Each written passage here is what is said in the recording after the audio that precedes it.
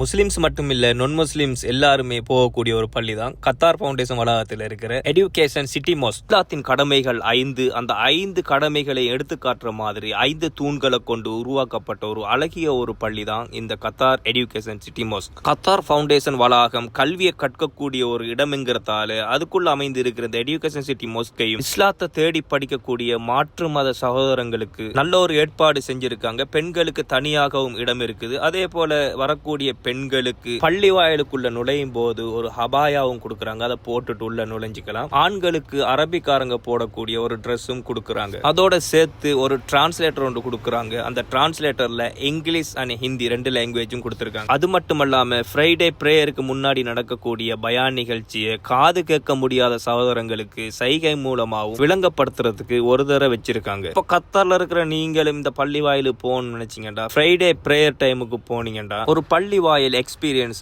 எடுத்துக்க கூடியதா இருக்கும். உலகத்துல எந்த நாடாக இருந்தாலும் எந்த ஊராக இருந்தாலும் முஸ்லிம்ஸ்களோட பள்ளி வாயல்ல 99% ஒரே மாதிரியான தொழுகை நிகழ்ச்சிகள் தான் நடக்கும். அந்த 1% அங்கு பேசக்கூடிய மொழி மட்டுமே வித்தியாசப்படும். சிறியோர் பெரியோர், பணக்காரர் ஏழை, படித்தவர் படிக்காதவர் என்று எந்த ஒரு வேறுபாடும் இல்லாமல் வணக்க வழிபாட்டில் ஈடுபடக்கூடிய ஒரு இடம் தான் பள்ளி வாயல்.